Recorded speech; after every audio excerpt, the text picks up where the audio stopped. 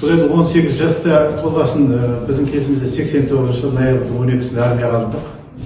Бізге военный билет сол жерде жазып берілді. Военный билет деген ол паспорт комплекті, мына удостоверениеден кейінгі.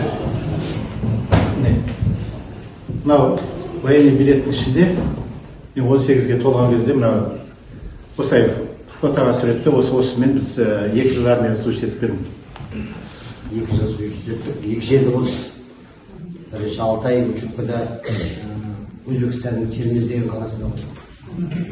Сол Алтай служить еткеннен кейін сосын жаңағы Лазов деген Удмуртский АССР. Өмір көріп көрдік 2 жылда. Бірақ қиыншылықта қиында болды өмірде.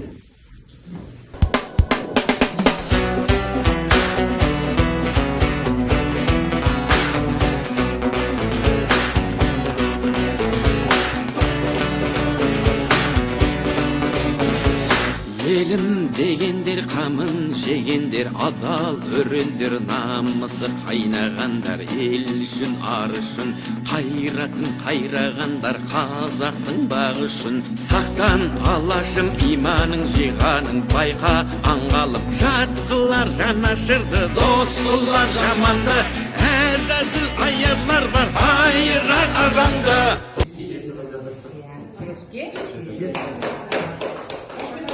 Енді балаларға өзіміздің азаматтай болса өмірде көргенімізді айттық. Қызығушылығы балалардың ашықты ойлаймын. Енді жаңа балалардың қол күресі барлығы мен үшін бүгін қызық болды негізі.